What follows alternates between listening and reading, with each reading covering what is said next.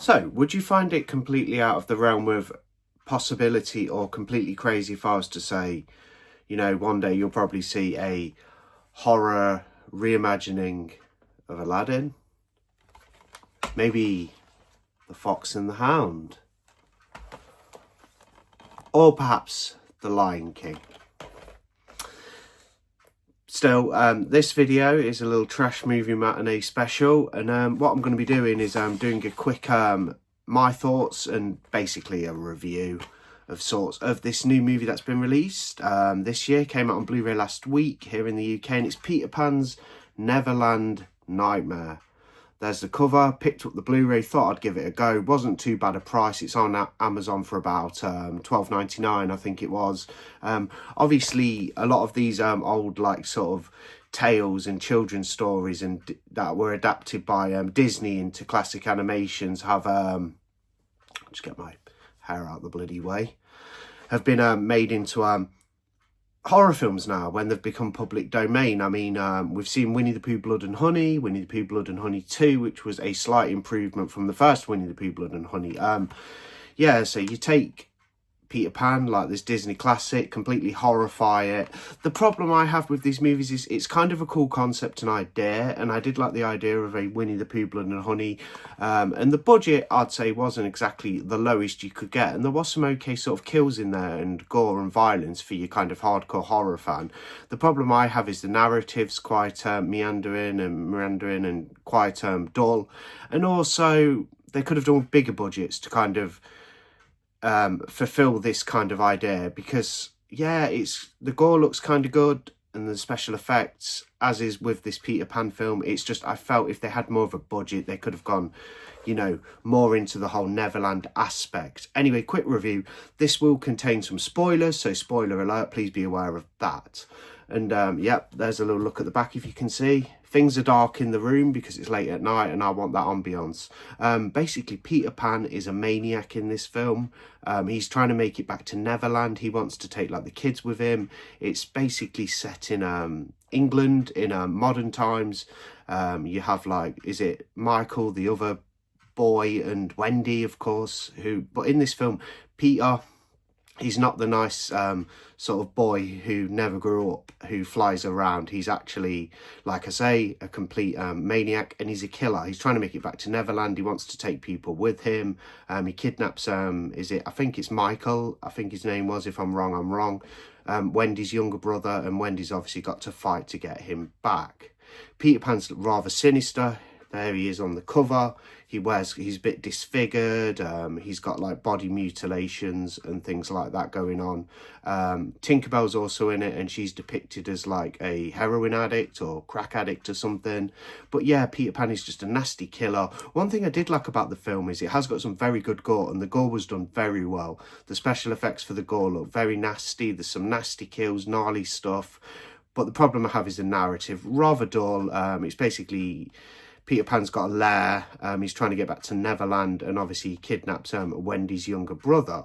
Wendy must find her younger brother, fight Peter Pan, and obviously Peter Pan goes on a rampage. There's a scene where a bus driver tries to help him with his broken down truck, which is obviously a ploy from Peter Pan to murder somebody, and he murders the bus driver in brutal fashion as the little children watch. So plenty of violence. There's scenes where Peter Pan's crushing people's heads, and there's a lot of stabbing action as well, you know, knives out and stuff. So as far as the gore's concerned and the violence for a horror fan, pretty good stuff. Like, it's just the narrative, and it's rather dull. It's just, yeah, Peter Pan looks kind of cool. He's a cool killer. But I thought with a film like this, the whole idea could kind of be like brought into fruition a little more interesting on a bigger budget. Now, the budget I wouldn't say is completely like minuscule. It's not the lowest budget thing I've seen. You can tell by the effects for the gore, not too bad. But if they had a big budget, they could have actually gone to Neverland. You don't go to Neverland in this, so I did say spoilers. There's no Neverland. It's just the whole concept and idea of getting back to Neverland for Peter. But yep, no Neverland. Like I say, more, if you had more money through at it, you could have gone to Neverland and had, you know, more Captain Hook, and the crocodile could have been like a huge killer crocodile, let's say, you know, that demolishes people. But no, none of that. They do have a nod to Captain Hook in it, and I think it's the best scene of the film, actually. Another spoiler, when Wendy sort of like gets her brother back and she's kind of almost defeated Peter Pan. He's kind of sitting there. She says, you know, go back to Neverland alone. And Captain Hook actually emerges like this kind of horrified, like nasty, scary looking, weird like version of Captain Hook. Quite disfigured, a bit like Peter Pan, with the trademark hook, of course. He puts the hook into Peter's shoulder and drags him into the doorway back to Neverland, and that's the best scene of the film. Captain Hook does make an appearance, but it is like briefly for a few seconds at the climax of the movie, and that's the best bit of it, really. Yeah, the story's pretty basic. Like I say, Peter Pan trying to get back to Neverland, obviously wants to take Wendy with him and her brothers. They don't want to go. Peter's not friendly in this. It is a play on Peter Pan, obviously, because Peter Pan's obviously entered public domain. I think rather than being based on the Disney animation, it's more a case of being based on the original, like, novel, book, story, as was the case with Winnie the Pooh. Obviously, they probably did watch the Peter Pan Disney film, you know, for a little bit of inspiration. That's the creators. But yeah, it would have been so cool, though. Like, if you look there, like, you got, you know, like Captain Hook in Neverland and things. If they actually got this into the film and set it in Neverland, which the film isn't, it could have been a hell of a time and a lot more fun. It's not bad. I thought it was okay. I thought the story was a bit boring. The characters weren't. Peter Pan was kind of a cool killer. Otherwise, the characters were quite dull, in my opinion. Acted quite well. Like, I'll give the actors credit. You know, they did an okay job. They're serviceable. It's fine as far as the acting's concerned. I think the material they were given wasn't as interesting as it could be. But yeah, I mean, how many of these public domain adaptations are we going to get, you know, of old classics? Like, I mean, it's an okay idea. I just think it's one of those ideas that'll probably get exhausted the more we go along. And the funny thing is, for like Winnie the Pooh, Blood and Honey, and this one, and Peter Pan's Neverland Nightmare, they actually tend to be coming out of the UK, which is kind of cool that the UK are putting out doing some horror output. But yeah, they tend to all be British. Popeye the Slayer Man, I watched a few weeks ago, was you know, kind of the same sort of like you know, basically I had the same kind of opinion on that. It takes the Popeye idea, as he's entered public domain, and turns him into a slasher villain. That was actually an American film. I thought that was probably the best out of the sort of public domain classic adaptations I've seen thus far. Winnie the Pooh, Blood and Honey is probably my least favourite. Peter Pan Neverland comes behind Popeye the Slayer Man. I thought Popeye the Slayer Man was actually kind of cool in a way, because Popeye looked really cool. He was like blew up and stuff, like Popeye the Slayer Man. So if you're into these adaptations of works that have been put in the public domain, check out Popeye the Slayer Man. It's no work of art, it's not a masterpiece, but the Popeye character being a serial killer is actually quite fun in its own kind of way if you watch. Otherwise, it's a little bit dull, as these things tend to be.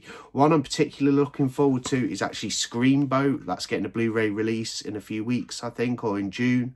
So I will be picking up Screamboat, because it's from the producers and some of the creators of Terrifier 3, which really interests me. And I think is David Howard Thornton, who plays Art the Clown, actually plays the sort of Mickey Mouse kind of like, you know, esque character in that. I think, anyway. If I'm wrong, I'm wrong. But looking forward to seeing Screamboat. But yeah, Peter Pan's Neverland Nightmare, I'd say wait for it to come on streaming, because the chances are this is good. Like the same case with Winnie the Pooh, Blood and Honey, it's probably going to end up on free on like Tubi, so you might as well check it out on there, or get the Blu-ray when it's a bit lower. I paid retail price for it. I'll keep it in the collection. It's fun enough. I do have Winnie the Pooh, Blood and Honey too. I don't have the first film in that series, but I will keep this in the collection just because it's a bit of an oddity. It's a bit strange.